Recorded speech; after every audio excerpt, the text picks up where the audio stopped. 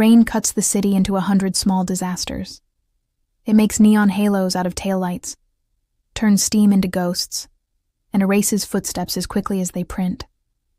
In an alley that smells of oil and old smoke, a woman drags herself past a rusted dumpster, the silk of her dress clinging to torn skin. Her hands are colder than the night. The wound at her ribs is a furnace that refuses to cool. Her breath is a jagged whisper against the rain. She knows the pattern. Pain. A wash of adrenaline.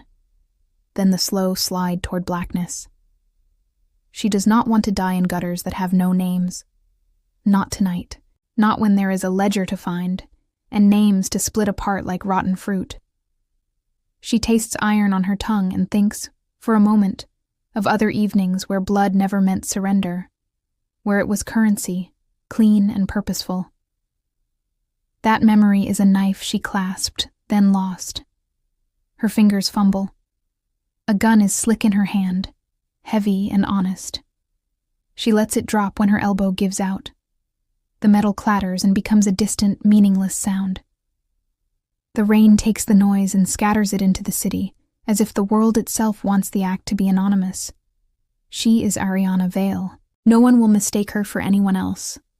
The underworld does not forget the Red Queen.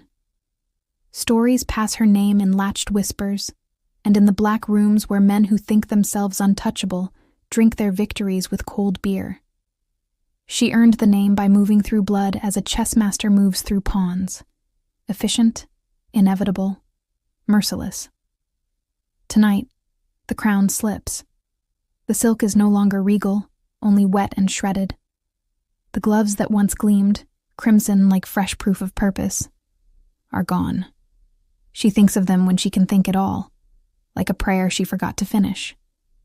A convoy breaks, metal on wet asphalt, disturbing the puddles into throwing up mirrors. Headlights cut the alley in white slices. Men step out of cars with automatic precision. One figure moves not like a soldier, but like a man used to being obeyed. He walks with an economy that makes the rain seem slower. Dante Morelli stands under the weak streetlight, coat slick with water, face edgeless in the shadow of his fedora. Rumors are a poor measure of a man.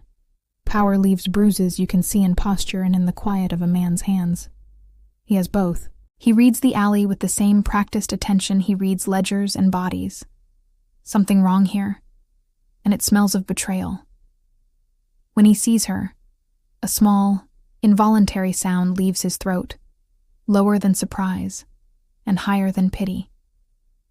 He is a man who grew up in rooms where people learned to survive the blunt instruments of family business. He recognizes myth when it lies in the gutter. "The Red Queen," he says. And the words seem absurdly tender against the relentless rain. Her eyelids flutter. Her mouth shapes names like coffins opening. Luca. It is the same as if she had spat blood, deliberate and precise. The name is a blade. Dante hears it and feels it, old wounds turning into new fires. He kneels without anyone telling him to. The world rearranges itself around his motion. His men step back with a practiced silence. Dante's hands are careful, and not because he fears ruining a sightline, or because he treats the seriously injured with delicacy. He is careful because he wants to know what this blade in a dress could have been in another life. There is room in him for curiosity. An odd, soft corner that theft of that sort once occupied. "Who did this to you?" he asks. The question is a ceremonial offering. He expects lies, half-truths, evasions. He does not expect the name that rolls from her tongue like a verdict. She croaks it again. Luca Romano. Luca.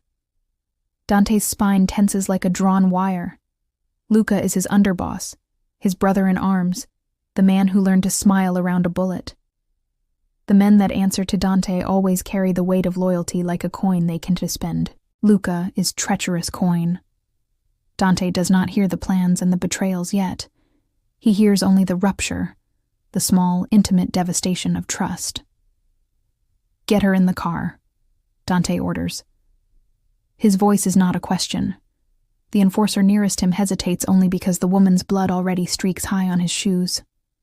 "You should," the enforcer begins. "I said, get her in the car," Dante repeats. The enforcer obeys, swift and practiced. They lift her like a ragged bundle of winter. She catches his sleeve with a hand that is open and unafraid. For a breath, she looks at him with something that is almost reaching for mercy. "You should have left me," she says. Dante's jaw tightens. "I don't leave unfinished business." The convoy slides away into the night, leaving a clean line in the rain where the city swallows secrets. Tires hiss. Lights recede. In the alley, only a smear of red and the smell of copper remain. The estate is a contradiction, a palace of order built on a foundation of loose bones and small betrayals. It sits over the city like a judge, tall windows watching the streets like pupils. Inside, staff and enforcers move like parts of a clock. Dante seldom allows mess. There is an economy to his life. Yet tonight, he walks through hallways that hum with electricity, carrying an impossible, heavy thing, a woman whose reputation is an entire language of fear. They move through rooms smelling of old wood and cheap whiskey. Dante brings her to a small private infirmary he keeps for reasons he refuses to justify even to himself. The doctor, Sophia's hired man, moves with the competence of someone who has been reminded regularly that death is an inconvenience he must patch until the correct funeral happens. He looks at Ariana once, then at Dante, then at the ledger of his own conscience, and opts to save. Ariana wakes in a room that smells faintly of antiseptic and lemons. The rain still a soft applause beyond the glass. Someone has cut her hair so that it no longer falls into her face. A bandage wraps her torso like an accusation. She feels the strength slipping, thread by thread, and it frightens her more than the memory of the gunshot. Her eyes find Dante before she finds her voice. He sits at a small table, hands folded, a mug steaming beside him as if this little domesticity could stitch out whatever has broken inside of him. For the first time since the alley, she notices the lines at his mouth. They are not the lines of a man at peace. They are the seams of someone made by compromises too large to hide. "You're awake," he says, because he must say something. "I wake and I wake," Ariana murmurs. Her voice is a dry, weathered thing. It has the quality of someone who has practiced speaking between bullets. "You should leave," Dante says. "You have enemies. They track regrets better than men." She laughs then, a brittle sound that throws dust onto everything. "You think I can leave? I am a ledger with teeth." She pinches the corner of her blanket, as if making a point that can't be argued away. "Listen." Her gaze drills at him. "Luca did this. I was betrayed." "You named him," Dante says. He tastes the syllables like a bitter wine. He does not ask why. The why is the business of later. For now, the fact is a current, and it will pull everything with it. A shadow slips in the doorway. Sophia Morelli, Dante's sister. She moves with the soft surety of someone who knows just when to bring warmth and just how to hide her disapproval. She is a doctor by training, a keeper of small, impossible truths by choice. Her presence makes the room less like a cell and more like a sanctuary. "You need to rest," Sophia says to Ariana, gentle and commanding at once. She produces a glass of water and sets it with the care of a woman who understands that small comforts are the theft of the powerful. Ariana drinks as if she is gathering courage and sips. Her fingers brush Sophia's and she flinches, not from the touch, but because touch unravels the part of herself that is neatly sewn. The gloved hand she misses is a ghost in the air between them. Sophia studies the bruise spreading beneath the bandage. "You were left for death," she says. There is no accusation in it, only a statement that acknowledges fact.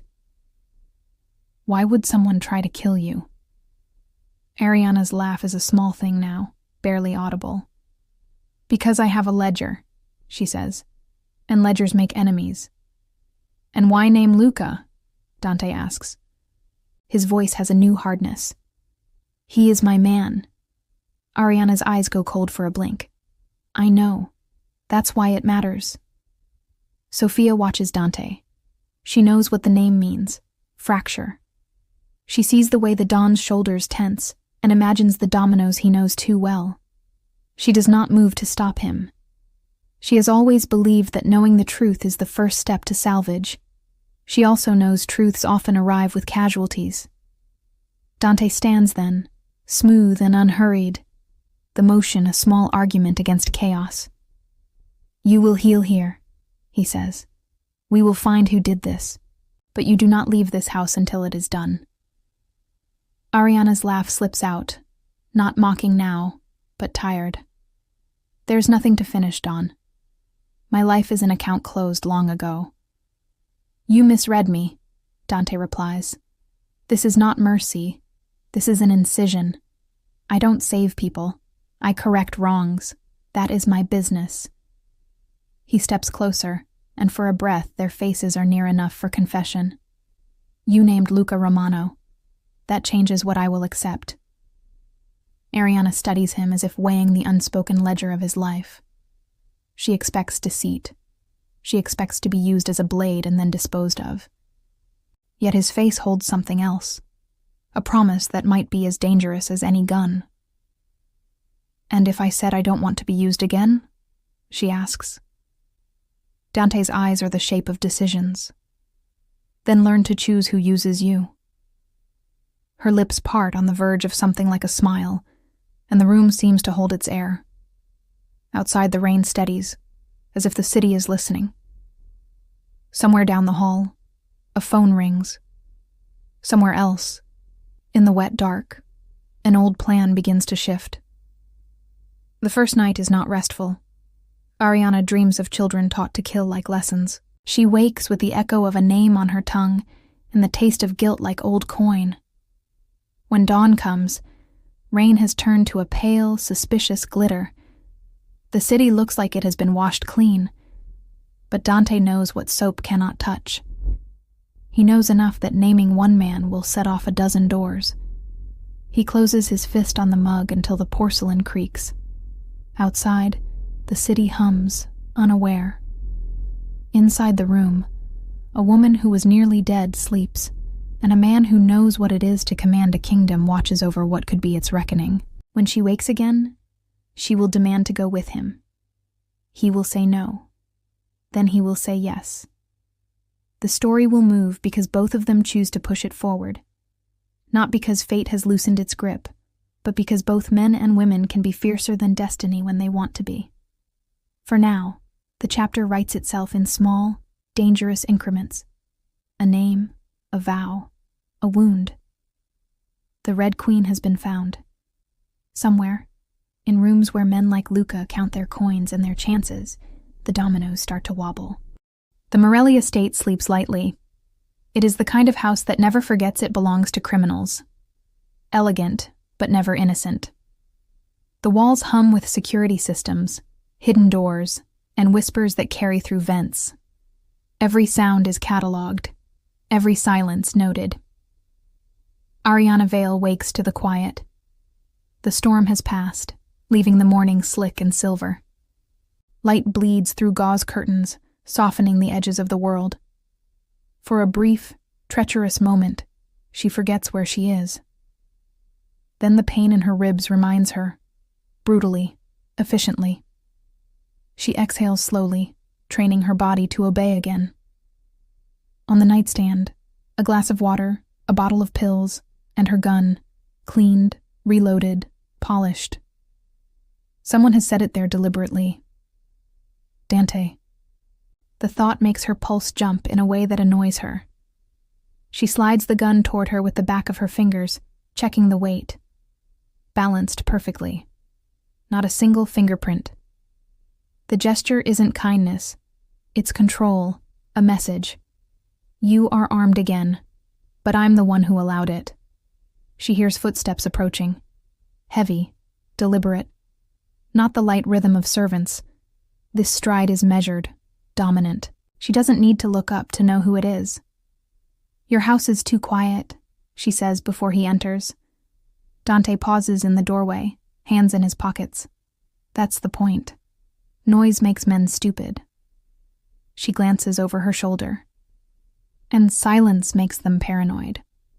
A ghost of a smile flickers at the corner of his mouth. That's how I keep them loyal. He looks immaculate, as always. Black shirt, dark trousers, sleeves rolled up just enough to show the veins along his forearms. Power doesn't cling to him. It radiates. Ariana finds that dangerous. Power that doesn't beg to be seen always is. How do you feel? He asks. Like I lost a fight to the devil and he was kind enough to let me crawl away. Dante moves closer. You didn't lose. You're still breathing. Barely, she says. That's not living. He studies her, his eyes sharp, searching. Then maybe I can give you a reason to start again. Ariana stiffens. Don't mistake me for someone who needs saving. Good, Dante says softly. Because I'm not in the business of salvation. He sets a file down on the bedside table. Manila, thick, sealed with a black clip. The edges are damp, as if it's been in his hand too long. Luca's name came up again last night, he says. A warehouse fire in Brooklyn. 2 of my men dead. Paperwork points to a dummy corporation he set up last year. He's building something. An army, maybe. Or an exit strategy. And you want me to help you find him, Ariana says. I want you to tell me why he tried to kill you. Ariana looks down, fingers twisting the bedsheet. Because I stopped obeying orders. What orders? She hesitates, then looks at him, not with fear, but with a kind of weary defiance. Contracts, hits. I was told who to kill, and I did it. No questions. But the last 3, something felt wrong. The names didn't make sense. Politicians, accountants, a priest. None of them were the kind of targets I was used to. She swallows hard. So I started digging. And what I found... She stops. Dante leans forward, voice calm but cold. What did you find? That Luca was the one sending the contracts, not some anonymous client overseas. He was using my reputation to clean house, to cover his own moves. Her gaze flickers toward him, measuring. He used your signature, Dante. Your name authorized every job. The silence that follows is electric. Dante doesn't move, doesn't breathe. But something behind his eyes shifts, a cold storm beginning to rise. Show me proof, he says finally. I can't. Not yet. He took everything. My safe houses, my files, my contacts. He made sure if I spoke up, no one would believe me. Then why tell me now? Because he'll come for you next. He nods slowly, the tension in his jaw tightening like wire. Then we'll make sure he fails. Ariana studies him. We? You're not the only one with debts to settle. She laughs, a low, tired sound. You don't trust me. No, Dante says, but trust is a luxury. What I need is your talent. Their eyes lock, an understanding sealed without words. For both of them, vengeance is currency, survival, a shared language. Later, Ariana walks through the estate's hallways, testing her legs. Every step reminds her of the pain beneath the bandages, but she refuses to limp. Weakness is a scent men like Dante notice, and she refuses to bleed twice for anyone. She passes rooms filled with the ghosts of his life. Oil paintings, glass decanters, a piano that looks untouched for years. Everything immaculate, everything cold. This house is a mausoleum built for the living. Sophia Morelli finds her in the corridor, carrying a tray of tea. You shouldn't be up, she says gently. I've spent my life running, Ariana replies. Lying still feels unnatural. Sophia smiles faintly. My brother isn't easy to live with. Don't mistake his quiet for mercy. I don't, Ariana says. He's not merciful. He's calculating. Sophia hesitates. He's also loyal, in his own way. If he said he'll find who did this to you, he will. Ariana nods, but doesn't answer. Loyalty in men like Dante always comes with a price. That night, Dante stands alone in his study. A glass of whiskey catches the firelight as he turns a photo over in his hands. Him, Luca, and another man, Angelo Morelli, his younger brother, gone 5 years now. He remembers the day Angelo died, a gunfight outside a club in Brooklyn, blamed on a rival family. He remembers the hollow in his chest that never healed, and now, the wordless suspicion creeping up his spine. Luca had been at his side that night. Luca had led the charge. He takes a slow sip of whiskey. The warmth does nothing to steady him. Sophia enters quietly, as if she's done it 1,000 times. You're thinking about Angelo. Always. She studies her brother's face. You think this woman, the Red Queen, can help you find the truth? She's already told me more than anyone else ever has. She's a killer, Dante. So am I. Sophia sighs, sets her hand on his arm. Just don't let another ghost take your soul. He doesn't answer. Outside, thunder rolls in the distance again, soft and low, as if the storm had only been sleeping. A week later, Ariana is strong enough to move with purpose. She joins Dante in the garage, where engines gleam under fluorescent light. Men nod at her, some curious, some wary. She doesn't meet their eyes. Where are we going? She asks. Dante checks his gun before answering. Brooklyn, one of Luca's distribution hubs. Quiet place. Too quiet lately. Trap, Ariana says flatly. Most likely. Then why go? Because I prefer to spring the trap on my own terms. He opens the passenger door of his black Maserati. You coming? She hesitates, then slips in. The smell of leather and gun oil fills the air, strangely intimate. The city rushes past them in streaks of gray and gold. You ever think about leaving? Dante asks suddenly, eyes on the road. Leaving what? This life, blood, power, the game. She laughs softly. You think people like us get to leave? I've thought about it, he says. Buying a vineyard, somewhere quiet, no phones, no bodyguards. Sounds like hell, Ariana murmurs. Peace is for people who don't have ghosts. He glances at her, smirking. You really don't believe in redemption? I believe in survival. Redemption is just survival with better PR. He chuckles, a sound that surprises both of them. For a brief moment, they are two people rather than a Don and an assassin, and it is almost dangerous how human that feels. The warehouse sits on the edge of Brooklyn, surrounded by cracked asphalt and the smell of the river. Inside, the air is thick with dust and machine oil. Shadows cling to the rafters like bats. Dante signals to his men to fan out. Ariana moves ahead of him, silent, eyes scanning every corner. She's graceful, too graceful for someone who was nearly killed a week ago. She moves like a ghost who never stopped hunting. They find the office at the back, small, cluttered, half-burned.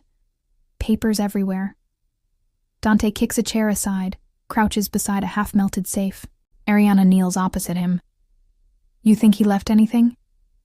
He's arrogant enough to believe no one would get this far, Dante says. Together they pry open the damaged safe. Inside, a stack of photos, a few flash drives, and a small black notebook with gold edges. Ariana flips it open, names, dates, codes. And in Dante's handwriting, forged perfectly, are signatures authorizing dozens of hits. His own men, rivals, politicians. Dante's face goes pale. Luca used your name, Ariana finishes. He's been building a kingdom under yours. Her voice softens. I told you. He stares at the notebook as if it's a snake. This is war. It always was, she says quietly. He stands, fury controlled but burning through his words. He used me, he used you. Now he's hiding behind ghosts. Then we smoke him out. He looks at her, truly looks, and for the first time he sees not a weapon, not a threat, but an equal. Someone carved from the same violence, someone who could ruin him and save him in the same breath. "You really think we can find him?" he asks. Ariana closes the notebook and slips it into her coat. "You found me, didn't you?" As they drive back, the city hums like a living thing. Rain starts again, thin, almost gentle. Ariana watches the droplets race down the window, feeling something she hasn't felt in years. Purpose. Not orders, not survival. Purpose. Dante glances at her. "You ever wonder what your life would have been if you hadn't taken that first job?" She smiles faintly. "Every day. And then I remember, wondering doesn't change anything. We are what we choose to be, even if we didn't have choices." He nods slowly. "Then let's choose war." Back at the estate, Dante places the black notebook on his desk. It gleams under the lamplight, the kind of evidence that can burn an empire. Ariana stands by the window, rain catching the edges of her hair. For a moment, they say nothing. Silence stretches, not cold this time, but charged, alive. Finally, she says, "If we do this, there's no going back." "I don't plan to," Dante replies. She turns toward him, eyes unreadable. "You're playing with fire, Don." He steps closer, his voice low, deliberate. "So are you, Red Queen." Their eyes meet, equal parts challenge and promise. Outside, thunder breaks again. Inside, the first spark of something dangerous catches between them. Not trust, not love. Something more volatile. Something that can only end in blood. Rain becomes a fixture in the days that follow. Every morning the city wakes beneath a gray sky, and every night it bleeds crimson again. For Dante Morelli, rain is a ritual. A cleansing he doesn't believe in but can't avoid. He watches it fall from his office window, the city sprawling beneath him like a chessboard. Each district, each family, each name a piece he can move, sacrifice, or destroy. And then there's her, Ariana Vale, the Red Queen. Once, she was a story whispered in bars, a rumor about a woman who never missed a target. Now she's in his house, pacing his halls, haunting his thoughts. He doesn't like it. He doesn't stop it either. That night, she enters his office without knocking. She's dressed in black, practical, silent, lethal. The faintest scent of gun oil and rain clings to her. "You have a visitor," she says, dropping a flash drive on his desk. Dante looks up. "Who?" "Luca's accountant, or what's left of him." He arches an eyebrow. "You found him?" "I found his address. The rest was persuasion." "Dead?" "Not yet. I thought you'd want a word." Dante stands, buttoning his jacket. "Let's take a drive." Ariana smirks. "That's your solution to everything, isn't it? Drive somewhere. Burn something." He glances at her, eyes glinting. It works. They drive through the outskirts of Queens, where the city dissolves into half-finished industrial parks and silent docks. A warehouse looms at the end of a dirt road, light spilling through a crack in the metal door. Inside, one of Dante's men, Marco, stands guard beside a chair. The accountant, middle-aged and trembling, sits bound and bruised. Sweat clings to his temples. Dante takes his time approaching. Ariana leans against a column, arms crossed, watching like a shadow. "Do you know who I am?" Dante asks softly. The man nods. Yes, Mr. Morelli. Please, I didn't—" "Good," Dante cuts in. "Then you know how little time you have to make this painless." He gestures toward Ariana. "You see her? That's the Red Queen. You remember the stories?" The man's eyes widen in horror. "She's dead." Dante smiles faintly. "Not yet." Ariana's voice slices through the room. "You worked for Luca Romano. Tell us where he is." I don't know. He's gone off the grid. He changed names, companies, everything. Dante crouches in front of him, calm as a surgeon. Luca doesn't vanish. He relocates. He has roots, warehouses, routes, suppliers. Tell me where he keeps his books. The man stammers, eyes darting to Ariana. He doesn't keep them in one place, but there's a vault. In Red Hook, only he and his second Emile have access. Ariana steps closer, her shadow swallowing the man. Emile's still alive? Last I heard, the accountant whispers, trembling. He's running one of Luca's shipments through the docks tomorrow night. That's all I know, I swear. Dante studies the man's face. You're lying. No, Before he can finish, Dante draws his gun and fires once. The shot echoes like a final confession. The man slumps, still. Ariana doesn't flinch. She only tilts her head, voice flat. You could have let him talk more. He talked enough, Dante says, holstering the gun. Now we go fishing. The next night, Red Hook docks. The air is thick with salt and diesel.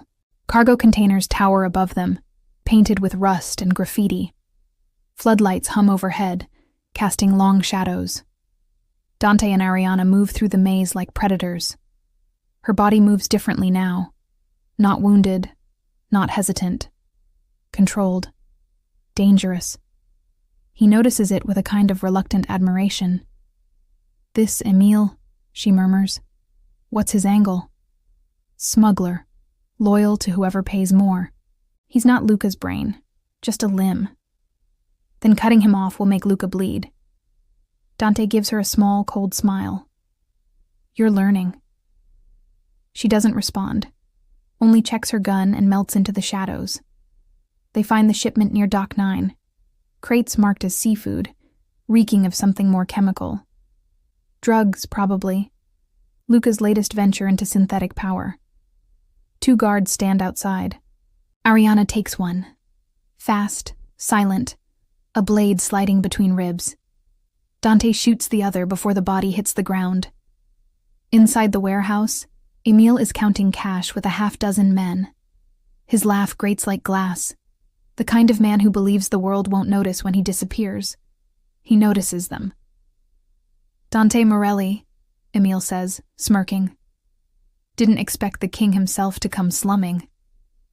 Kings don't slum, Dante says. They conquer. Gunfire erupts. The fight is quick, violent, elegant chaos. Ariana moves like liquid steel, her blades flashing in the dim light. Dante fires with ruthless precision, every shot a punctuation mark. When the dust settles, only Emile remains, wounded, cornered. Ariana presses her gun to his throat. Where's Luca? Emile coughs blood. You think he'll tell me? He's gone, Vale. He's 10 steps ahead of all of us. Her eyes flash. You know my name. He grins through the pain. He told me to watch for you. Said if you're alive, you'll come for him. He wanted me to give you a message. Dante steps closer. What message? Emile looks straight at Ariana. He said, Tell my queen I built her throne from the bodies she left behind. Ariana freezes. Her hand trembles, just once, before she pulls the trigger. The shot echoes through the empty dock. Emile collapses, mouth still twisted in a dying smile. Dante watches her, expression unreadable. He got to you. She holsters her gun. He's always been in my head. That's how he wins. Not anymore, Dante says. Ariana looks at him, eyes hard. You don't know him like I do. He doesn't just kill you. He rewrites you. Dante steps forward, closing the space between them. Then let me help you erase him. For a heartbeat, she wants to believe him, but belief is a luxury she buried long ago.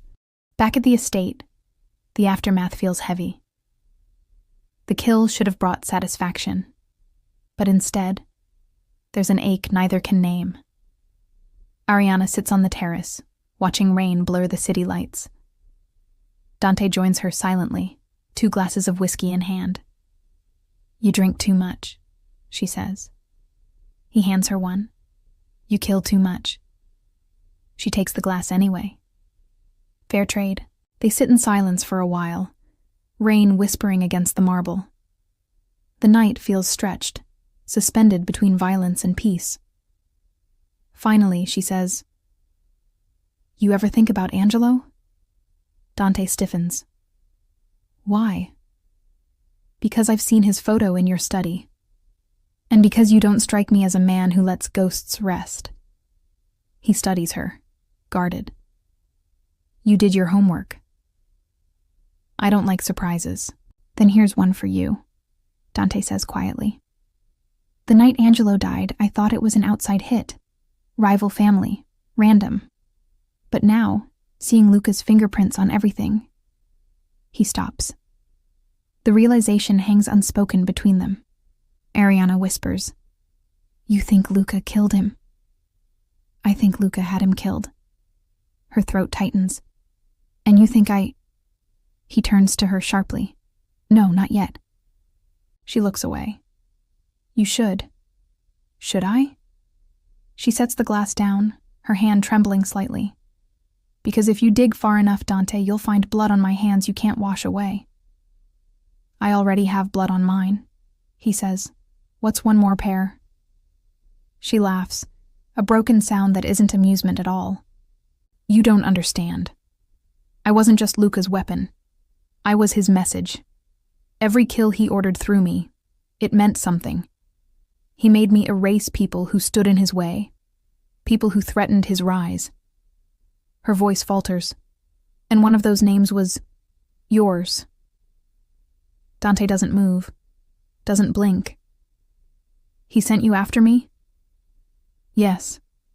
But I didn't take it. I ran instead. That's when he found me. That's why I was bleeding in that alley." The silence that follows could shatter glass. Rain fills it, whispering secrets neither of them can bear. Finally, Dante says softly, "You should have killed me." "I tried to kill the part of me that would have done it." He looks at her, truly looks, and for a moment, he sees her not as the Red Queen, not as a weapon, but as a woman who spent her life drowning in someone else's war. He stands. "Get some rest." "Dante," he cuts her off. "Tomorrow we start again." She watches him go, his footsteps fading into the rain. For the first time in years, she feels fear. Not of death, but of what happens when someone finally sees the parts of you that were meant to stay buried. Elsewhere, unknown location. Luca Romano watches the rain from his penthouse window, cigarette burning between his fingers. His reflection smiles back, sharp, amused. "So she lives," he murmurs. A man in a tailored suit steps forward. "Emil's dead." Luca doesn't turn. "Of course he is. She's predictable when she's angry." "What do we do?" Luca exhales smoke. "We let them think they're winning. Let her and Dante burn everything I built." He finally turns, eyes cold. "Then we'll see what happens when love becomes another weapon." The Morelli estate has changed, not visibly.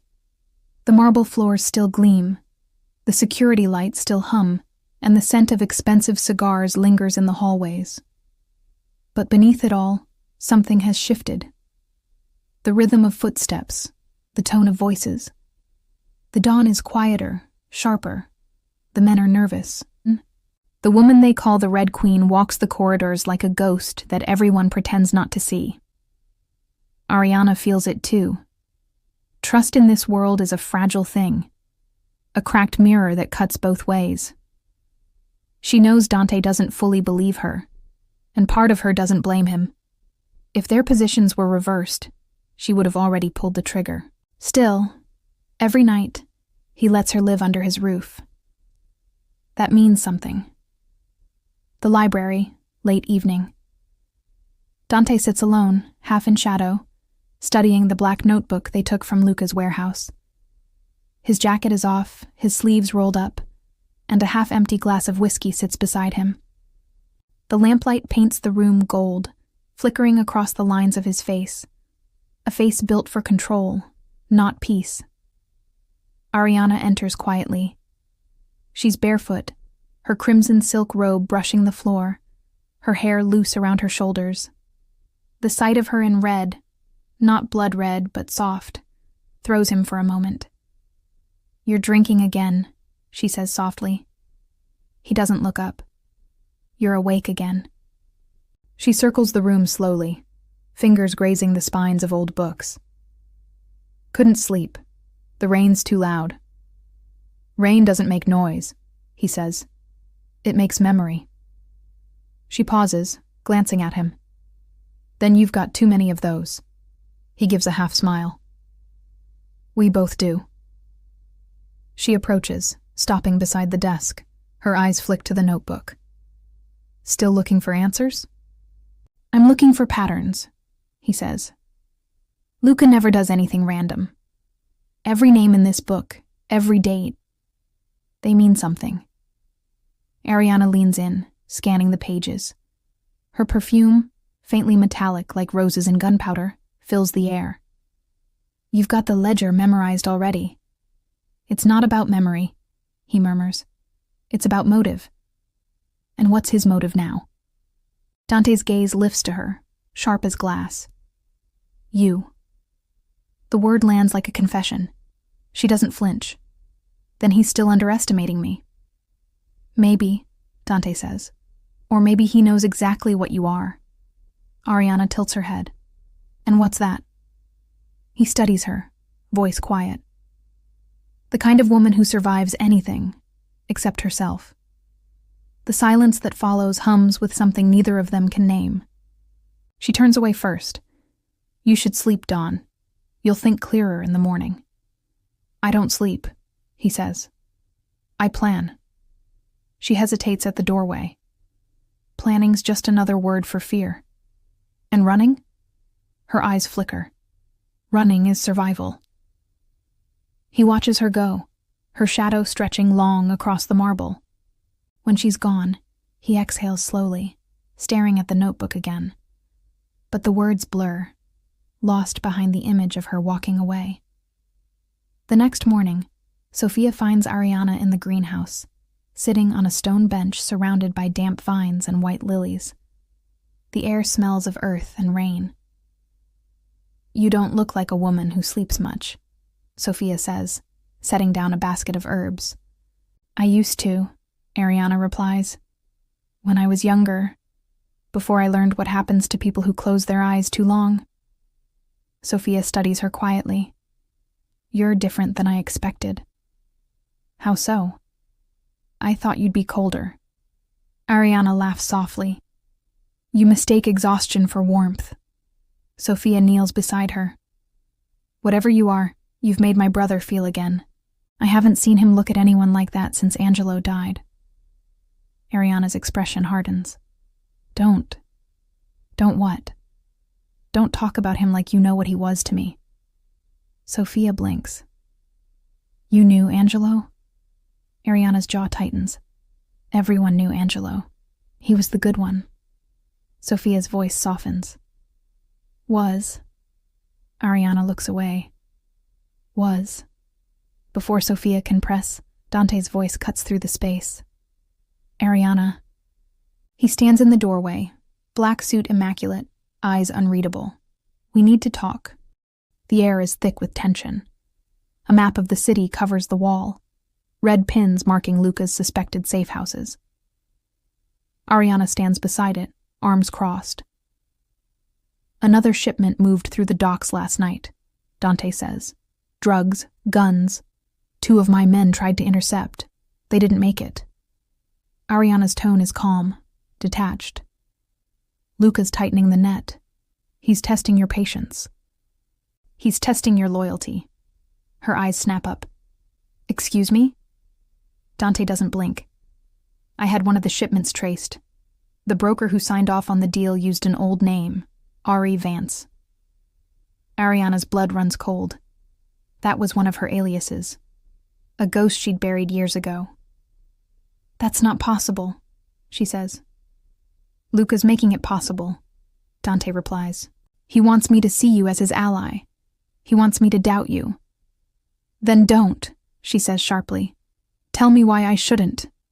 She steps closer, her voice low, dangerous. Because I could have killed you 10 times by now. He doesn't move.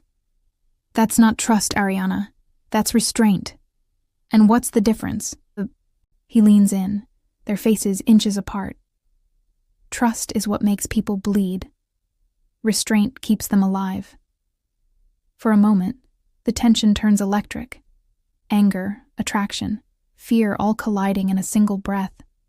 She can feel his heartbeat, steady but faster than it should be. Then he steps back, the spell breaking. We move tonight, he says. Warehouse in Hell's Kitchen, Luca's cash front. We hit it before he moves again. Ariana nods, but her pulse still races. Fine. But next time you doubt me, Dawn, make sure you're holding the gun. The city smells like rain and gasoline.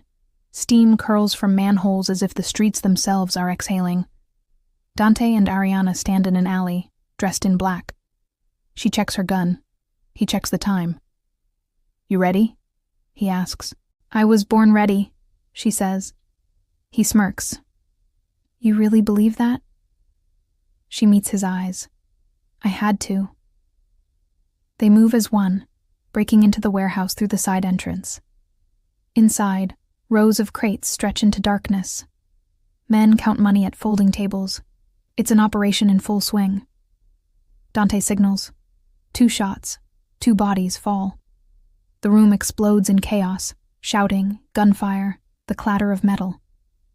Ariana moves with deadly precision, each motion fluid and exact. She is what she was made to be, a weapon honed to perfection. But something's off. In the corner, she sees a glint, a camera.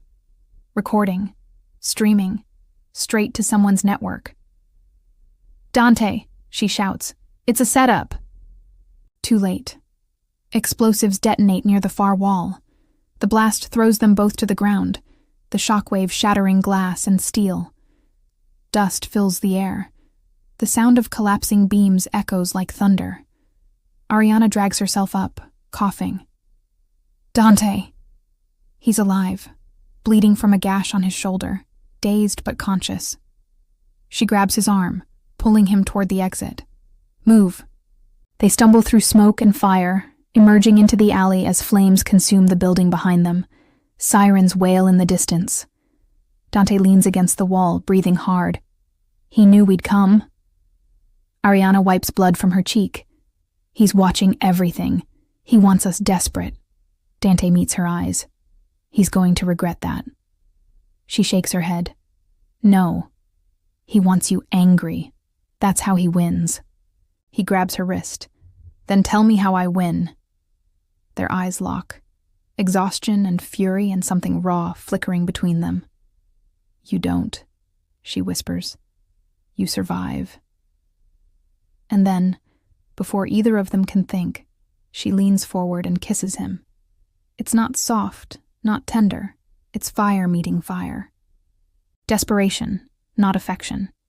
The kind of kiss that comes from 2 people who know they might not live to see the sunrise. When it breaks, they're both shaking.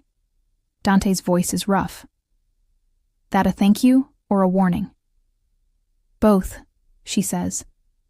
Now let's disappear before your city starts burning. They vanish into the night, 2 ghosts fleeing the flames. Hours later, safe house on the edge of Manhattan. The room is small, bare, lit only by a single lamp. Dante sits on the bed, shirt off, cleaning the wound on his shoulder. Ariana kneels beside him, threading a needle. Hold still, she says.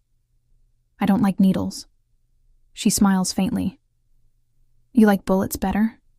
He laughs softly, a rare human sound. You're impossible. Good, she murmurs. I'd hate to be forgettable. Her hands are steady as she stitches the wound, but her eyes linger too long on his skin. When she's done, she tapes the last bandage and sits back, suddenly aware of how close they are. Dante's voice drops. You ever wish you'd never met him, Luca? Every day, she says. And me? She hesitates. Ask me when we're not bleeding. He gives a small, crooked smile. That might be never. She stands, turning away. Then I guess you'll never know. He watches her, the curve of her shoulders, the scar that runs down her spine. She's a collection of battles, stitched together by sheer will. And in that moment, he realizes he's already lost. Not to Luca, not to the war, to her. Elsewhere, Luca Romano's penthouse. Luca watches footage from the warehouse. The explosion, the fire, the moment Dante and Ariana escape. He smiles faintly. Perfect. The man beside him, one of his lieutenants, frowns. They're still alive. That's the point, Luca says. The longer they live, the more they'll destroy each other. He taps a key on his laptop. The screen shifts, showing old files, old orders, one in particular. Contract number 091, target, Angelo Morelli. Authorized by D. Morelli. Executed by Ariana Vale. Luca's smile widens. Let's see what happens when the truth finally catches up. 3 days later, the Morelli estate, underground armory. The hum of fluorescent lights buzzes faintly overhead. Rows of weapons line the walls, pistols, rifles, knives, every tool of death catalogued and cleaned. Ariana stands at the shooting range, firing round after round into a paper silhouette until the air reeks of gunpowder. Each bullet feels like a heartbeat. Each pull of the trigger, a confession. Click, click. The empty magazine locks. Silence. She lowers her weapon, her body trembling, not from fear, but from the pressure of holding herself together. Behind her, footsteps echo down the concrete hallway. Dante. He doesn't speak right away, just watches her reload, her movements methodical and cold. You're angry, he says finally. I'm alive, she answers without turning. Those two things usually mean the same thing for you, don't they? She slams the magazine into the gun. You'd know. He steps closer. I do. She fires again, a clean, perfect cluster at the center of the target's chest. I heard from Sophia, he says, his tone deceptively calm. You told her you knew Angelo. Ariana's hands still. The barrel of the gun dips slightly. I knew of him, she says. That's not what she said. She exhales slowly, then sets the weapon down. Sophia talks too much. Dante's voice sharpens. She talks because she still believes there's something human left in me. I don't want her to be wrong. Ariana turns, finally meeting his gaze. Then stop asking questions you don't want the answers to. He stares at her for a long time, the air between them stretched thin. I don't have that luxury anymore, he says. Later that night, Dante's office. Rain beats against the windows again, the city beyond them alive and restless. Dante sits alone, the glow of his computer screen washing over his face. On it, a file Luca's men left behind when they abandoned one of their safe houses. He opens it. Contract number 091, target, Angelo Morelli. His breath stills. Scrolling further, his eyes lock on a familiar name. Executed by Ariana Vale, alias the Red Queen. The world narrows to a pulse of white noise. He reads it again, and again. Then he closes the file slowly, like it's something poisonous. When he looks up, Ariana is standing in the doorway. She sees the open file on the screen and freezes. Dante, she starts. I can explain. Don't, he says quietly. Please don't. Her throat tightens. You need to hear. I am hearing. Every word you don't say. He rises, walking toward her, each step heavy, controlled. You killed my brother. I didn't know it was him. Her voice cracks, desperate. They told me it was a politician. a front for a trafficking ring. And you didn't check? His tone is calm, terrifyingly calm. You didn't care who it was as long as the money was good. That's not fair. Fair? He lets out a short, bitter laugh. You work in blood, Ariana. Don't talk to me about fair. She flinches at the sound of her name, her real one, stripped of the Red Queen's armor. You think I wanted this? She says, stepping closer. You think I haven't paid for every life I took? I think you built a throne out of them. Silence falls, thick and suffocating. The rain outside grows louder. Ariana's voice is barely a whisper. Luca set me up. Luca didn't pull the trigger. No, she says. But he pointed the gun. He studies her face, searching for even a flicker of deceit. He finds only exhaustion, regret, and something darker. Self-loathing so deep it almost hurts to look at. Why didn't you tell me? He asks. Because you wouldn't have listened. Try me. She hesitates, then takes a slow breath. The night I found Angelo, I didn't know his name. He was already bleeding out. I was ordered to make it look like a robbery. But when I saw him, he said something. What? Tell my brother. I forgive him. The words hit Dante like a blade twisting between his ribs. He turns away, jaw tight. You expect me to believe that? I don't expect anything. But I swear it on the only thing that's ever been mine. My name. He doesn't speak for a long time. Then, get out. She looks at him, eyes glistening. Dante, get out. Her shoulders tremble, but she nods.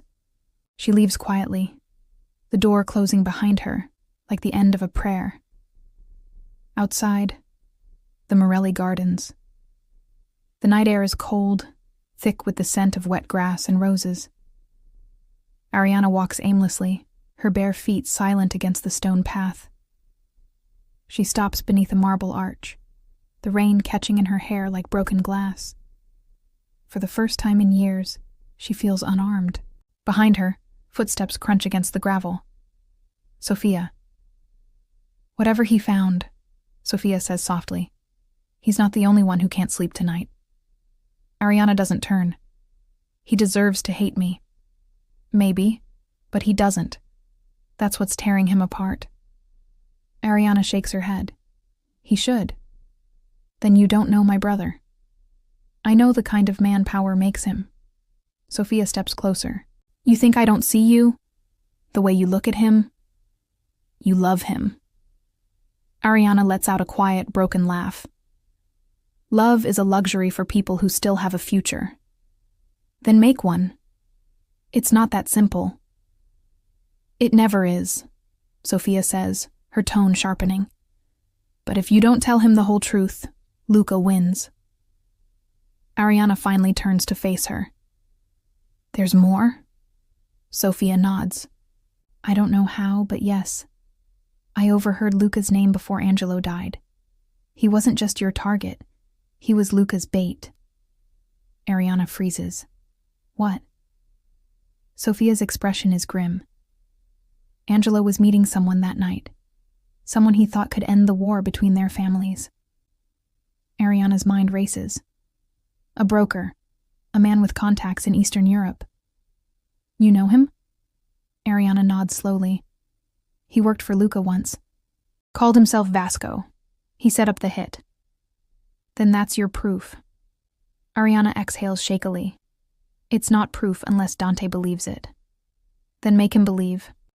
The next morning, Morelli Estate, Dante's private study. Dante hasn't slept. The whiskey on his desk is untouched. He's been staring at Angelo's photo for hours, the two of them laughing in the sun, years before the world turned red. When Ariana walks in, he doesn't look up. What do you want? He asks. 5 minutes, she says quietly. If you still want me gone after that, I'll disappear. He gestures to the chair. You have 4. She sits. You think I killed Angelo because I wanted to. Because I'm some monster who doesn't care who she kills. I don't think, he interrupts. I know what the file says. And who gave you that file? She counters. Luca. The same man who's been 5 steps ahead of us from the start. The same man who left me half dead in an alley so you'd find me and start this war for him. Dante's jaw flexes. Why? Because he wants your empire to eat itself. He knows you'll burn everything down for vengeance. And when you do, he'll step into the ashes. He doesn't respond, but something in his expression falters. I found out who set the hit, Ariana continues. A broker named Vasco, Luca's middleman. Angelo thought he was negotiating peace. Luca used me to end him instead. Convenient, Dante says coldly. A story that makes you innocent. She leans forward, eyes blazing. Do you really think I'd come back here, to you, if I didn't want to make it right?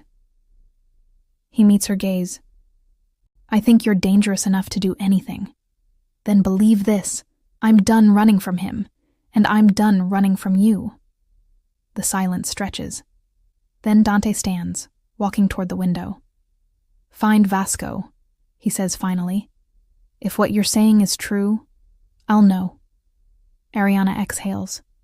And if it's not? He turns, his voice colder than the rain outside. Then I'll finish what you started. Elsewhere, Luca's penthouse. Luca sits with Vasco, swirling a glass of brandy. They're coming for you, Luca says casually. Vasco stiffens. You said she'd never find out. She's resourceful, Luca replies. That's why I like her. You're using me as bait? Luca smiles faintly. Consider it penance. You set the stage, Vasco. Now you get to watch the finale. And if they kill me? Luca shrugs. Then you'll die for something that matters. My entertainment. He raises his glass in mock salute as Vasco's face pales. Time to see how far love can drive a killer, Luca murmurs. Ariana moves like smoke through the maze of crates, every sense alert. She's in her element again, gun holstered under her jacket, hair tied back, eyes sharp beneath the faint orange glow of the dock lamps. Behind her, footsteps echo softly. Dante's. He keeps pace, silent but close. The tension between them hums like an unspoken current, dangerous and charged. This is where Vasco's been hiding, he mutters. Not hiding, Ariana replies. Waiting. For us? For whoever Lucas sends to clean up his mess. Dante glances at her. You really think he'd sacrifice one of his own? I don't think Luca has his own. Everyone's expendable, except himself. She stops, crouching behind a container. Ahead, faint movement. 2 guards, armed, smoking near a warehouse door.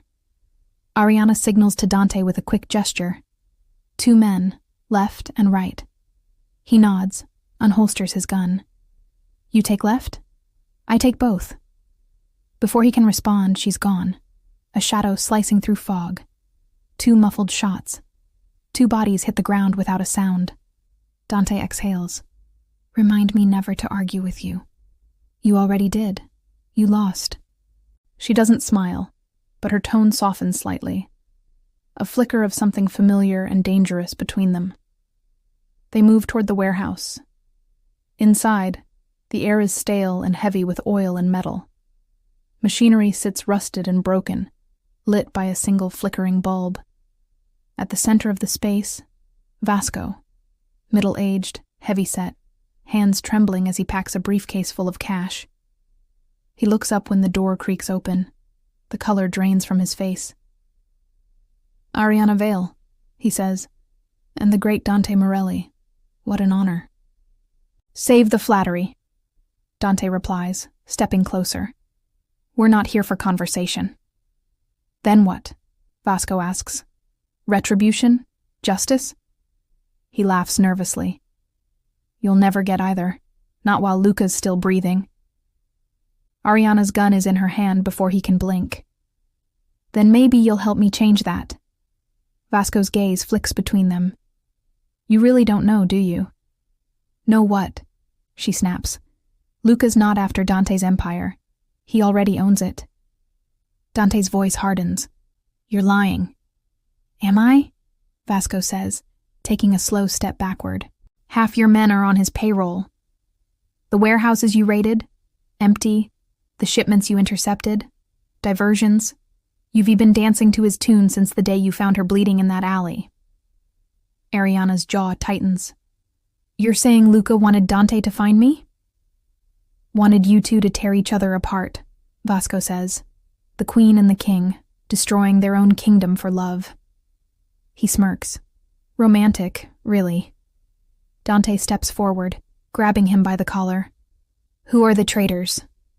Vasco only grins wider. "You'll see soon enough." Before Dante can react, Vasco's hand darts into his jacket, not for a weapon, but a detonator. A faint click. The floor trembles. "Down!" Ariana shouts, tackling Dante behind a steel beam just as the world explodes. Chaos.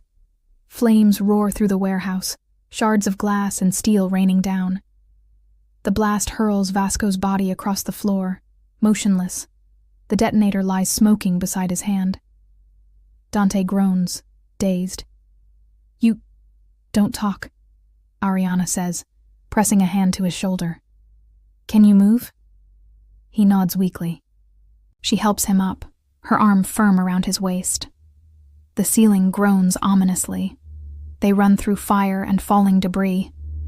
Outside, the night is an inferno. Sirens wail in the distance. They stop near the docks, both gasping for breath. Dante's shirt is torn, a streak of blood across his temple. Ariana checks him over quickly. "You're lucky." He manages a faint smirk. "You always say that. Because it's always true." Their eyes meet, and for a heartbeat, the fire behind them seems to fade, replaced by something just as dangerous. Then Ariana steps back. "We need to move.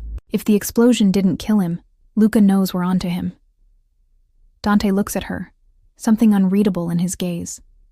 "You saved my life. Again. Consider us even," she says, turning toward the car. An hour later, a safe house in Queens. The room is small, barely furnished. Just a table, 2 chairs, a few old maps scattered across it. Rain pounds against the windows again, relentless. Ariana paces, replaying every word Vasco said. "Half your men are on his payroll," she mutters. "He's already inside the syndicate." Dante sits across from her, silent, watching. The firelight flickers across his face, deepening the lines of fatigue and fury. "You believe him," he says finally. "I believe what makes sense," she replies. "And it fits. Every ambush, every leak. He's been pulling strings for months. And you think killing Vasco was supposed to cover his tracks? He wanted you dead. Both of us. That explosion was meant to end the game." Dante leans back, exhaling slowly. "Then we make a new one."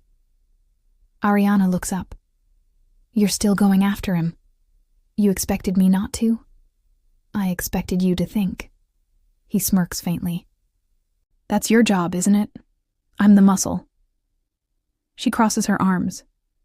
"Don't flatter yourself. You're the reason Luca still breathes." He raises an eyebrow. "You really want to do this now?" "Yes," she says, stepping closer. "Because every time you act on emotion, people die. Angelo, your men, my life, all collateral damage." He stands abruptly, closing the space between them. "And what about you? You're no saint.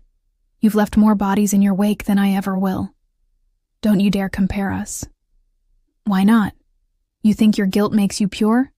You kill, then you cry about it later. That's not redemption, Ariana. That's cowardice." The words hit like bullets. Her eyes flare with hurt and fury. "At least I'm trying to be more than what they made me." "And what's that?"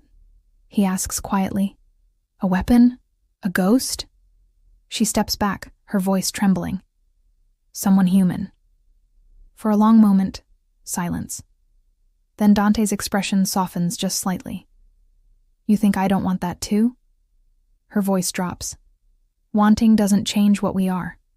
No, he says, but maybe it changes what we do next.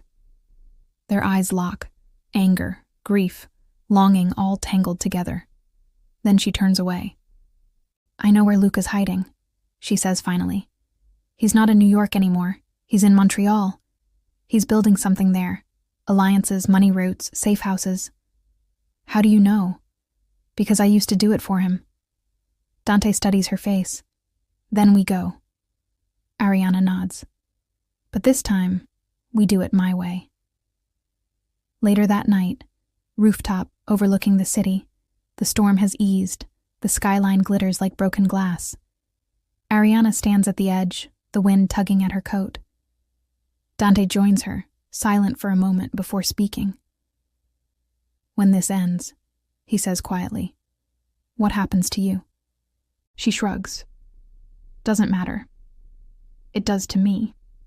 She glances at him, a faint, sad smile playing on her lips. Don't make the mistake of thinking this is love, Dante. He steps closer, eyes steady. I don't make mistakes. Yes, you do, she whispers. That's why I'm still here. He doesn't respond. The distance between them closes. A heartbeat.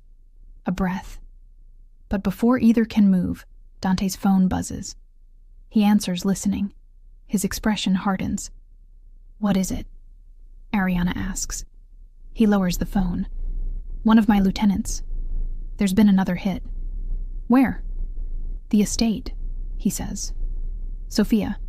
Ariana's blood runs cold. Is she? She's alive, he says, already moving, but barely. Back at the estate. Chaos. The mansion is a war zone. Shattered glass, gunfire scars, blood across marble floors. Medics move frantically through the halls. Dante pushes past them, Ariana at his side. Sophia lies on a couch, pale but conscious. Her arm is bandaged, her breathing shallow. When she sees Dante, she tries to smile. You're late. What happened? He demands. They came for her, Sophia says, nodding weakly toward Ariana. They said she'd betrayed you. They were your men, Dante. Ariana stiffens. My men? No, Dante says, realization dawning. Luca's men. He's already inside. Sophia grabs his sleeve, her voice faint. There was one more thing. They said something before they left. What? He asks. She closes her eyes, whispering, The king falls when the queen stands alone. Ariana and Dante exchange a look, cold dread and burning resolve. Hours later, Dante's war room. Maps, files, and weapons cover the table. The storm outside rages again, thunder rolling over the estate. Ariana leans over the table, tracing lines on a map. Luca's planning something big. He's not just coming for you. He wants to erase the Morelli name entirely. Dante pours 2 glasses of whiskey, handing her one. Then we hit him first. She takes it, their fingers brushing. You sure you can trust me? He meets her gaze. I don't trust anyone anymore, but I believe in revenge. She smirks faintly. Then we're finally speaking the same language. He raises his glass. To the end. Ariana clinks hers against it. To the beginning. The train screeches into the station, steam hissing around the platform like breath from a sleeping beast. Dante steps off first, coat collar turned up against the cold. Ariana follows, her movements smooth, precise. The same discipline she's carried her entire life, though now her steps feel heavier. Montreal looks peaceful, but peace is a lie. Every quiet street hides a gun, every shadow a watcher. This city has its own rules, Ariana murmurs as they walk. Luca doesn't control it the way he did New York. He's still building his throne. Dante glances sideways. Then we break it before he sits on it. Careful, she says. You're starting to sound like me. He smirks faintly. That's your bad influence. They stop at a cafe, unremarkable, almost empty. Ariana's contact is supposed to meet them here. She orders coffee in French. Dante stays silent, scanning exits, mirrors, corners. "You can relax," she says softly. "Can you?" Her lips twitch. "Never." A few minutes later, a man slides into the booth across from them. Mid-40s, scar down his jawline, eyes sharp as broken glass. He sets a small envelope on the table. "Vale," he says in accented English. "Didn't expect to see you again." "Still alive?" she replies. "Barely." He looks at Dante. "And this is the infamous Don Morelli.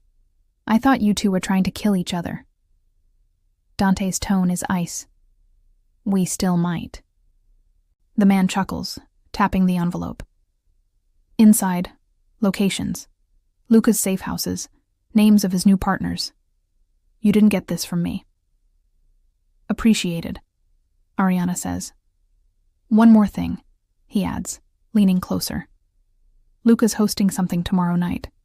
A gathering of the Montreal families. He's calling it a peace summit." "Peace," Dante scoffs. "That word again." "Where?" Ariana asks. "St. Vincent Cathedral, midnight." Her gaze hardens. "He's daring us to come." The man shrugs. "Then don't disappoint him." He stands, disappears into the crowd. Ariana opens the envelope. Inside are grainy photos, Luca with several known lieutenants, and beside him, a man Dante recognizes instantly. "Enzo," he mutters. "Your lieutenant," Ariana says quietly. "The one you trusted most." Dante's jaw clenches. "Until now." That night, safe house in old Montreal. The wind howls outside, rattling old windows. The room is small, dimly lit, walls lined with maps and weapons. Ariana sits at the edge of the bed, loading her gun with deliberate slowness. Dante stands near the window, staring out at the snow. The silence between them feels heavier than the city itself. "You were right," he says finally. She looks up. "About what?" "Luca. He's inside everything. Every move I've made since that night. He's been 2 steps ahead. It's not too late." He turns to her. "You really believe that?" She meets his gaze.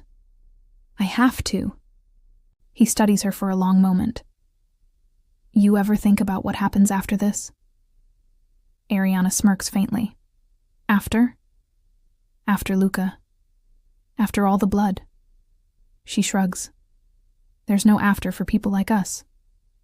"I don't believe that." "Then you haven't looked in the mirror lately." He takes a slow breath, then crosses the room, stopping in front of her. "You said once you wanted to stop killing." "I still do." "Then let me help you." Her expression falters, just for a heartbeat. "Why?" "Because maybe," he says softly, "I want to stop too." She searches his eyes for deception, and finds none. Only weariness. And something dangerously close to tenderness.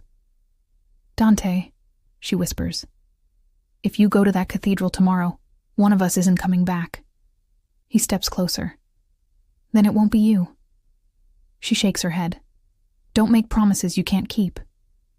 "I always keep my promises. Even the bad ones? Especially those." A moment of silence. Then she says, "Get some rest. Tomorrow, we end it." He doesn't move. "You should sleep." "I don't sleep."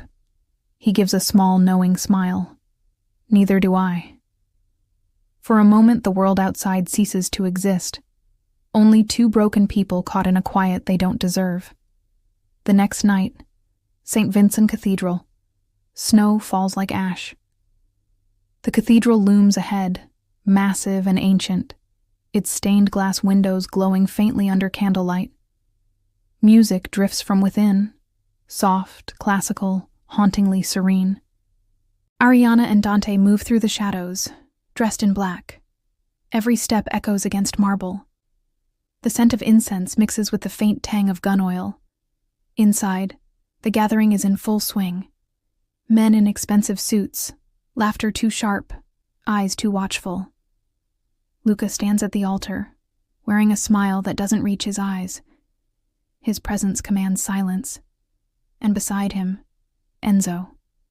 Dante's pulse quickens, but Ariana's hand on his arm stops him. "Not yet," she whispers. "Wait for the signal." Luca's voice fills the cathedral.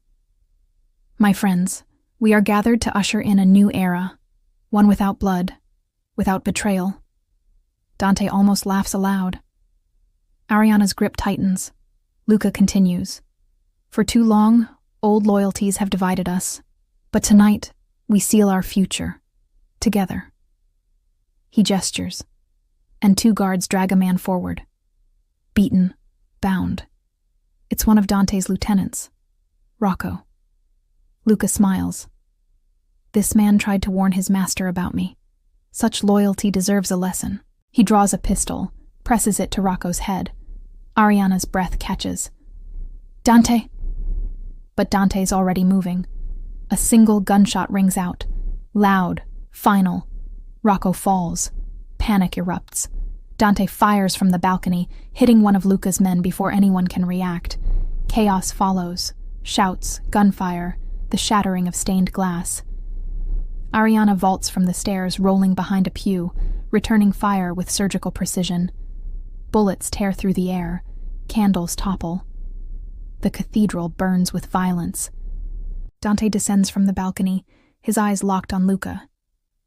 "You killed my brother," he snarls. Luca smirks. "Correction, she did. I just gave her the order." Ariana's shot hits his shoulder. "You talk too much." Luca's men open fire again, forcing them to dive for cover. Enzo approaches, gun raised, but hesitates when Dante meets his gaze. "Don't do this," Dante says. "I have no choice," Enzo replies. "There's always a choice." For a moment, the world stills. Then Enzo lowers his gun. "Go," he says. "I'll cover you." Luca shouts something in Italian, but Enzo fires at his own men, buying them seconds. Dante grabs Ariana's hand, dragging her toward the side exit as gunfire echoes behind them. Outside, the snow is red. They run, breathless, adrenaline pounding. Sirens wail in the distance. "Enzo!" Ariana starts. "He made his choice," Dante says grimly. "We finish this." Later, abandoned bell tower overlooking the cathedral. They regroup inside, the cold biting at their skin.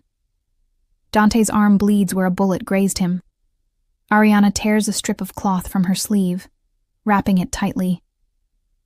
"You're going to scar," she says. He gives a half smile. "So will you." "I already did." Their eyes meet, and something passes between them, unspoken, inevitable. "Why do you care?" he asks suddenly. "You could have walked away tonight." "I told you," she says quietly. "I'm done running." He studies her face, the exhaustion, the fire, the fear she hides too well. He lifts a hand, brushing a strand of hair from her cheek. "You're not what I expected," he says. She exhales softly. "Neither are you." He leans in, voice low. "If we survive this, I want to know who you are when the guns go silent." She meets his gaze, steady, unflinching. "Then survive." Outside, the cathedral burns, its stained glass shattering like the fragile piece that never was. The news spreads faster than smoke. By dawn, half the city knows the cathedral burned, and whispers follow every corner of every street. The Red Queen lives. The Dawn's gone rogue.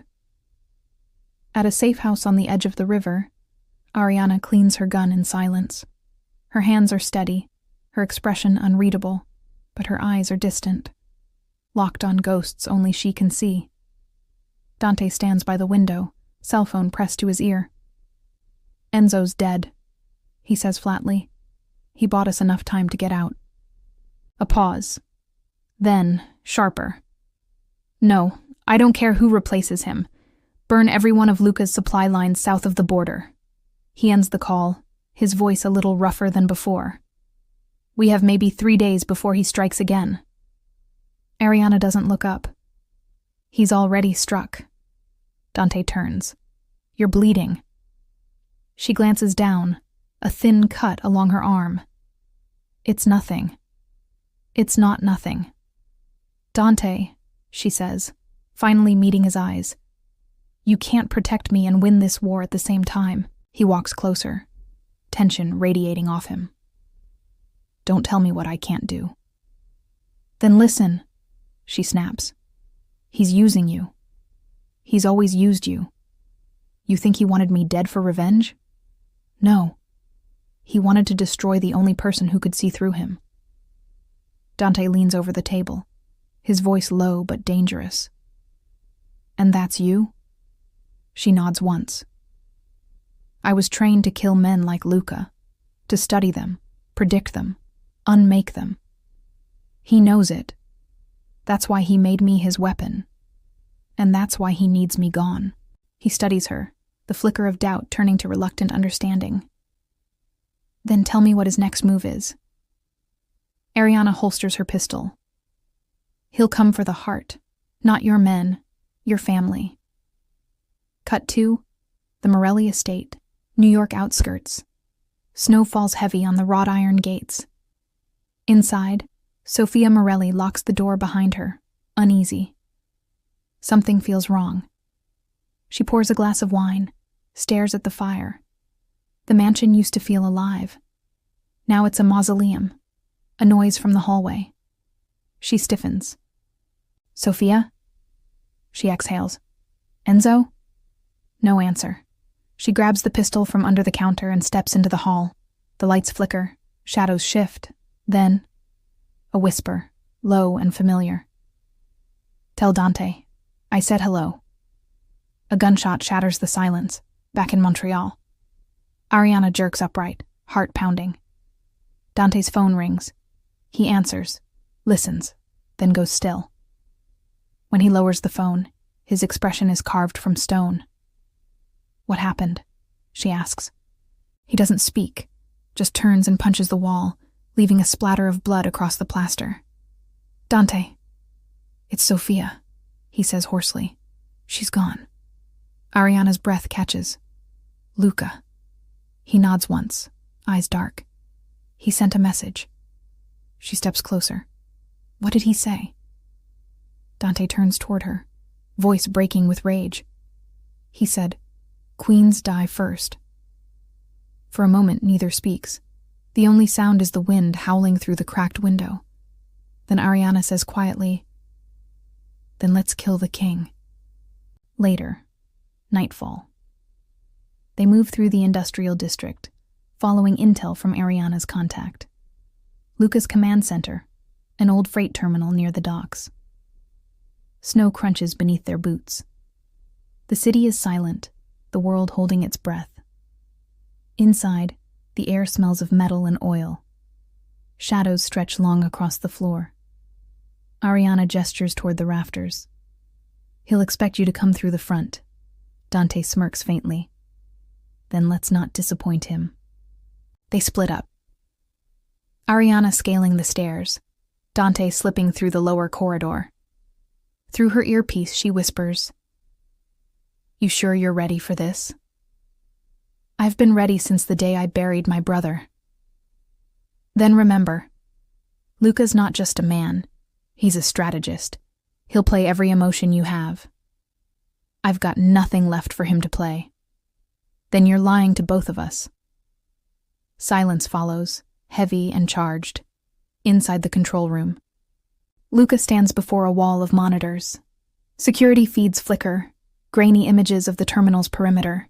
He pours himself a drink, calm, composed. Come on, Dante, he murmurs. Bring your little queen. A voice behind him. You always did love theatrics. Luca turns. Ariana stands in the doorway, gun raised, crimson gloves gleaming. Red Queen, he says with a smile. Back from the grave again. Graves don't hold monsters, she replies. He sets his glass down. You could have been everything. My protege, my successor. I was your slave. You were free the moment you killed for me. Her expression hardens. That wasn't freedom. He steps closer, voice dropping. You think Dante can save you? He's no different. You're just his weapon now. She fires. The bullet grazes his cheek, missing by inches. Next one's lower. She warns. Luca laughs softly. Still predictable. Then the lights cut out. Gunfire erupts. Dante storms through the side corridor, taking out 2 guards before they can raise alarms. The red glow of emergency lights floods the terminal. Ariana ducks behind a steel crate, exchanging fire with Luca's men.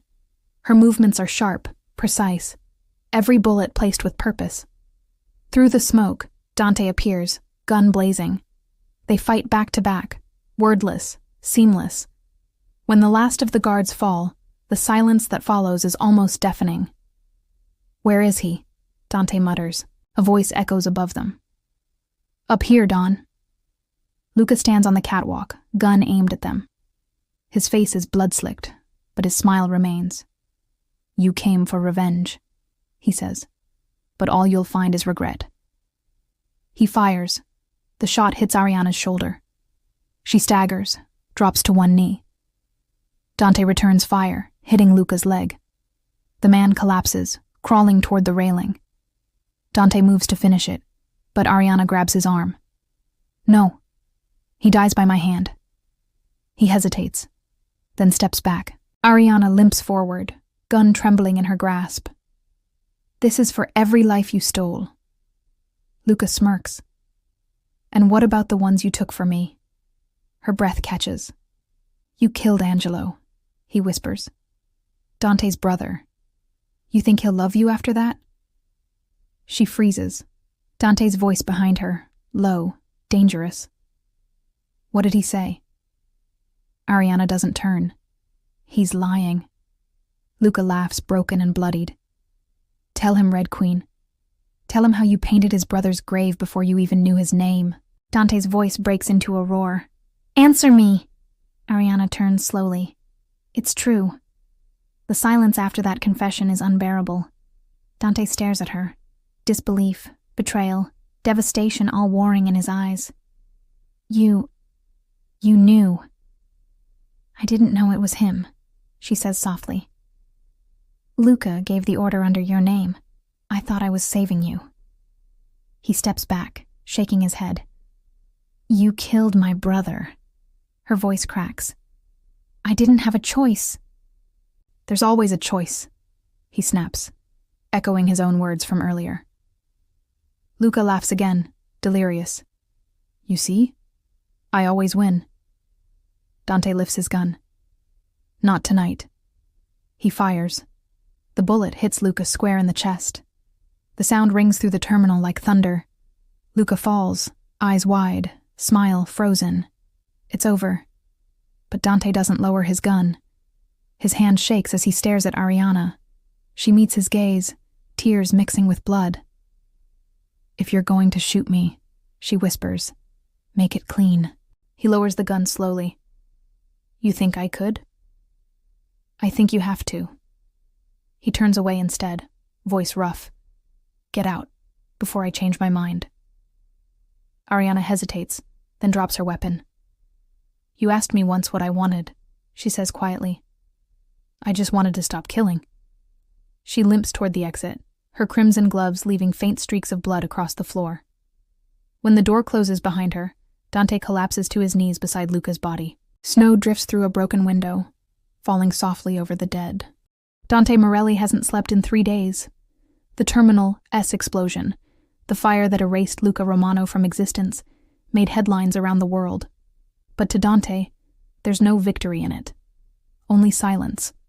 He sits in the Morelli penthouse in New York, staring at a tumbler of whiskey he hasn't touched. The city moves outside his window, lights flashing, sirens distant, but none of it feels real.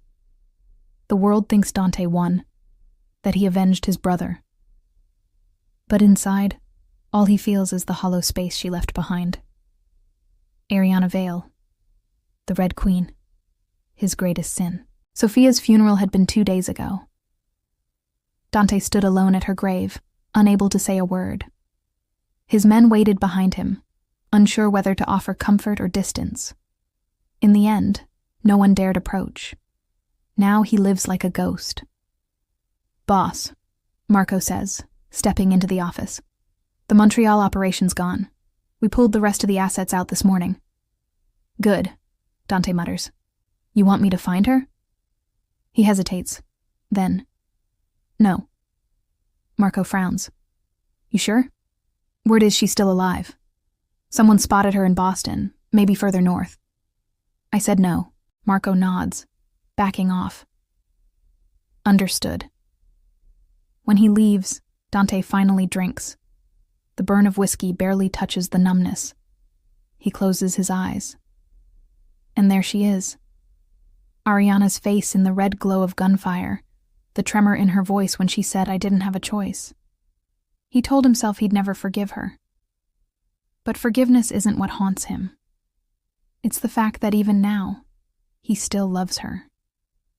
The motel is cheap, the kind of place where names don't matter, and the sheets always smell faintly of cigarettes. Ariana sits on the edge of the bed, dressing the wound on her shoulder. The bullet grazed deep, but she's used to pain. Pain keeps her awake. Pain reminds her she's still here. In the mirror, she studies her reflection. Pale skin, dark circles, eyes sharp as ever, but different. Tired in a way that doesn't fade.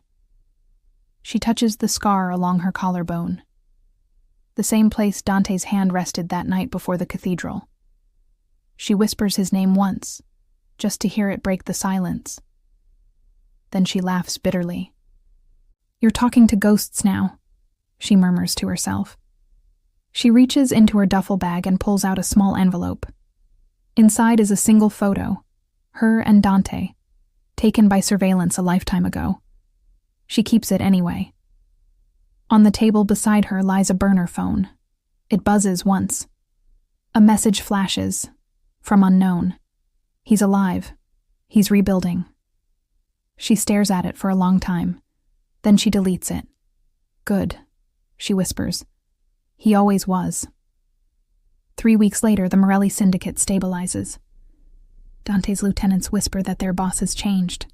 He doesn't smile anymore. He doesn't dine, drink, or dance. He only works. Every night he walks the same hall of the estate where Sophia's painting hangs. Her eyes forever young, her expression forever kind. One night he stops before the painting and says quietly, "I did what I promised. He's dead." The silence that answers feels almost like disapproval. He sighs. "You'd hate what I've become." A voice behind him. "No more than you already do." Dante turns sharply. Marco stands in the doorway, hesitant. "Boss," he says carefully, "we got word from Montreal.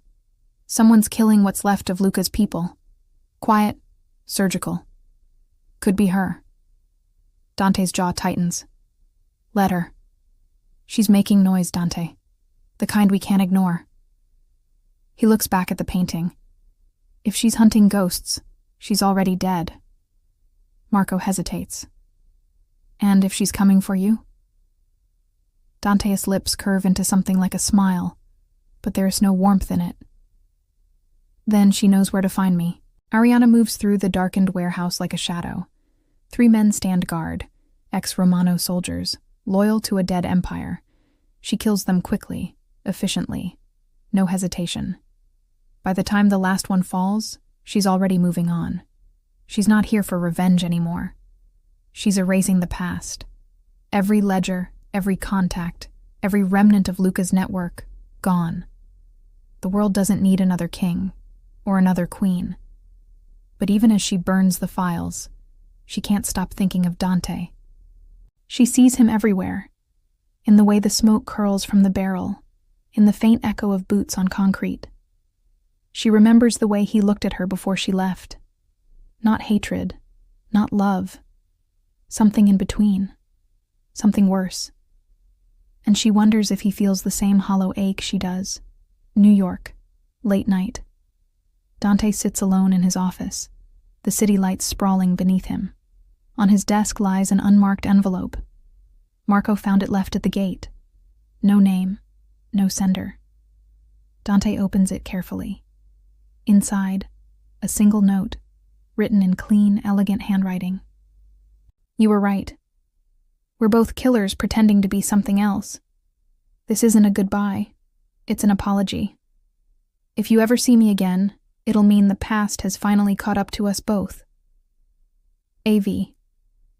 He reads it 3 times before folding it back. Then he locks it in the drawer beside his gun. He doesn't destroy it. He can't. Because some part of him, the part he keeps buried, wants to believe that she is still out there, still fighting for something worth saving. One evening, as rain lashes against the glass, Dante receives a visitor. An older man, gray suit, calm demeanor. Someone Dante hasn't seen in years. Father Rinaldi, Dante says. Didn't expect to see you again. The priest gives a small smile. No one ever does. He looks around the room, taking in the opulence and the emptiness.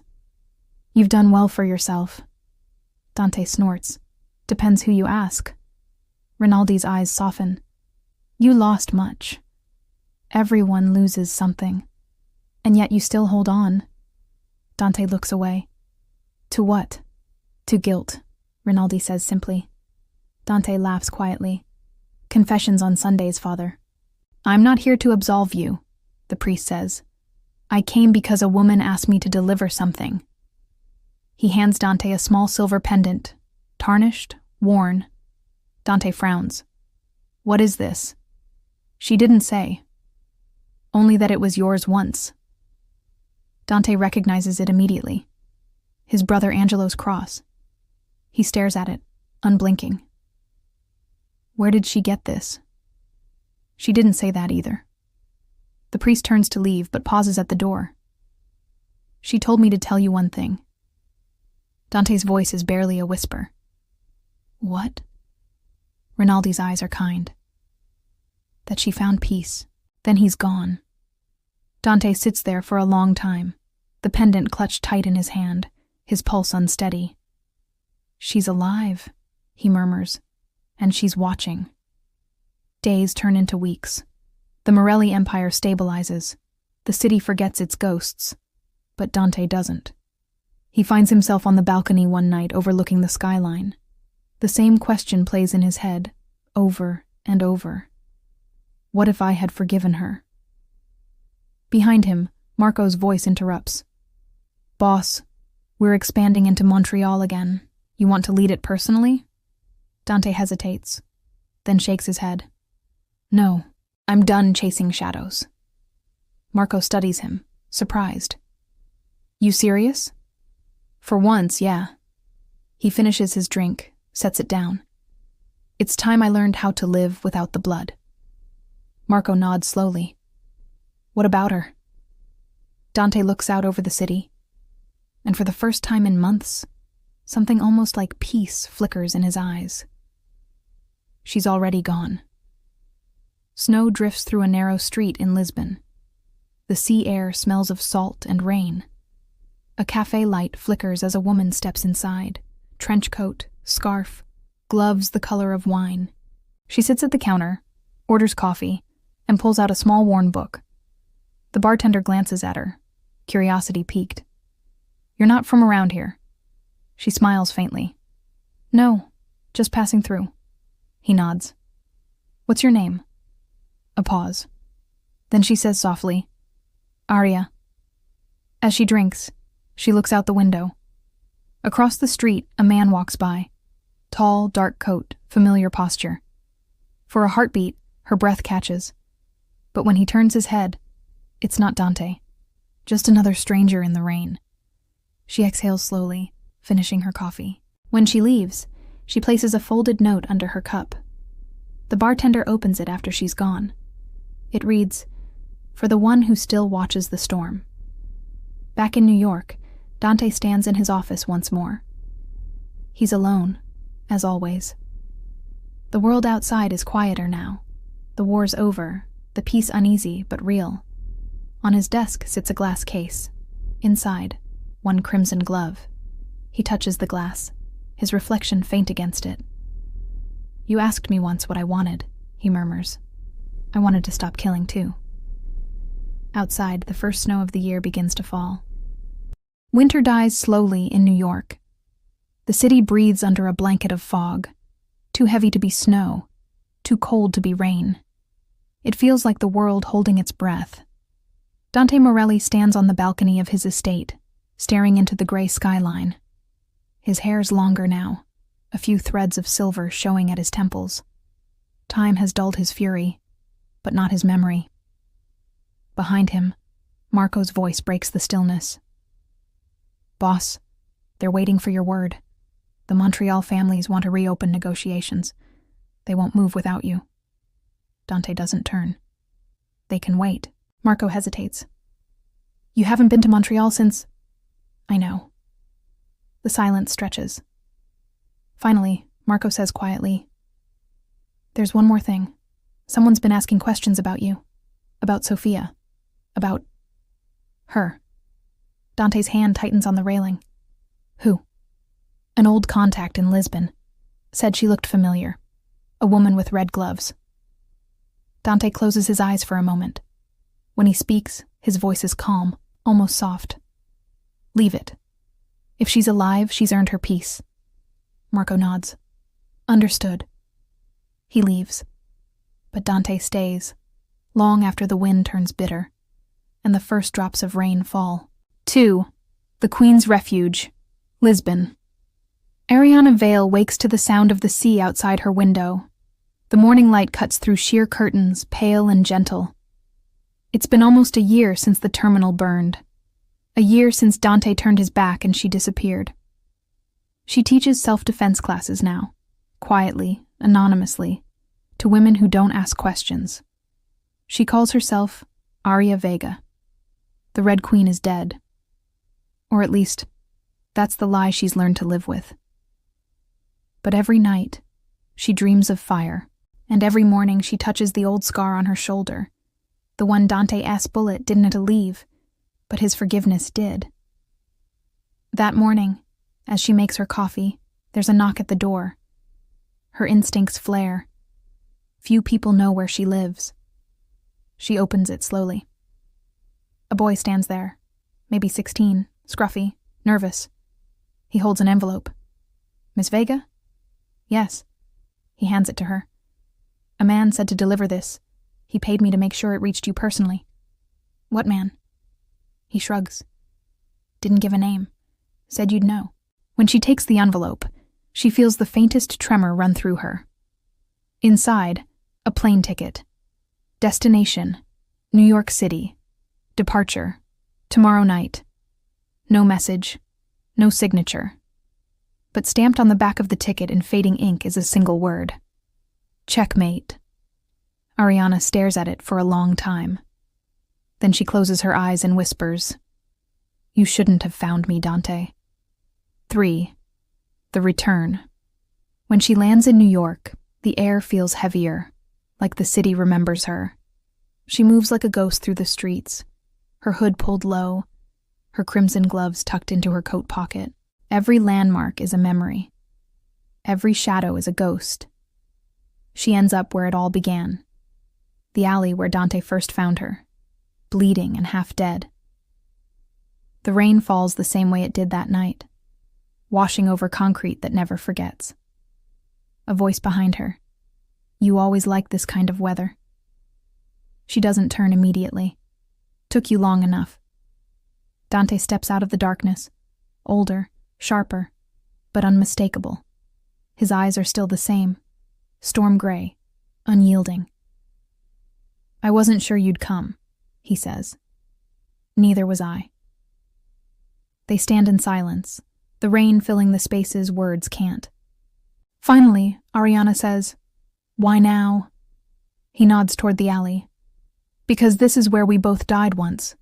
Thought maybe we could bury what's left of us properly. She lets out a quiet laugh. You're still dramatic. You're still dangerous. They share a look, the kind forged in blood and betrayal, deeper than trust, older than forgiveness. 4. The truth between them. They walk together through the empty streets. No guards, no weapons, just two ghosts tracing the path of their own undoing. You rebuilt the empire, Ariana says. I rebuilt the ruins, Dante corrects. It's not an empire anymore. It's survival. And you? He asks after a moment. Still killing?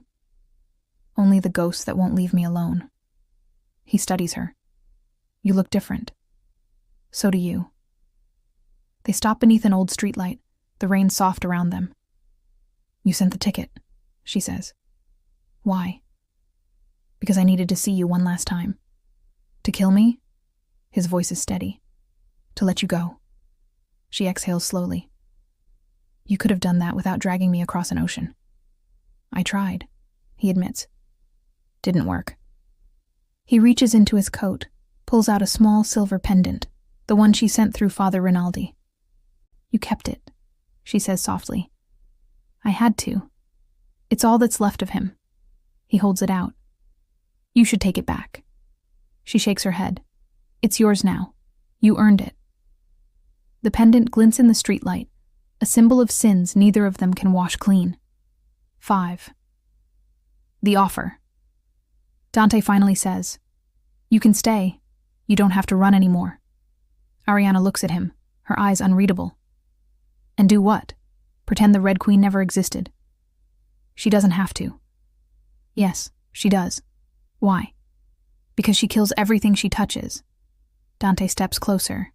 You didn't kill me. Not yet, she murmurs. He catches her wrist gently, the same way he did once before. You saved me. Her breath catches. Don't. You did. You made me see what I'd become. And what's that? A man who wants to stop killing. She laughs quietly, shaking her head. That's not who we are. It could be. Their faces are inches apart now. The rain beads along her lashes. Say it, he whispers. Say you want this. Her voice trembles. I can't. Say it anyway. She looks at him for a long time, then barely audible. I want this. He leans in, forehead resting against hers. Then stop running. For a fleeting second, it feels like peace. 6. The ambush. The peace doesn't last. From the shadows, a gunshot cracks the night. Dante spins, pulling Ariana behind him. The bullet grazes his shoulder, splintering the wall. Figures emerge, half a dozen men, armed, faceless beneath the streetlight. Luca's leftovers, Dante mutters. They never quit. Ariana draws her gun, the movement fluid, instinctual. Guess we don't either. They fight side by side, like they always did. The rhythm perfect, the violence almost beautiful. But there are too many. One man lunges from behind. Ariana turns, fires. Too late. The bullet meant for Dante finds her instead. She stumbles, her breath catching, blood blossoming beneath her coat. Dante catches her before she hits the ground, firing 2 more rounds that drop the last of their attackers. Then there's only the rain. And her, bleeding in his arms again. 7. The last words. Ariana. She smiles faintly. Guess this is our thing. Stay with me. Always trying to save me, huh? Please, he says, voice breaking. Don't do this again. Her hand finds his cheek, her touch trembling. You asked me once what I wanted. He shakes his head, eyes wet. Don't, she continues anyway, her voice soft and fading. I just wanted to stop killing. He holds her tighter. Then you did. You did. Her eyes flutter closed, lips parting just enough for one final whisper. Queens don't bow to kings. And then she's still.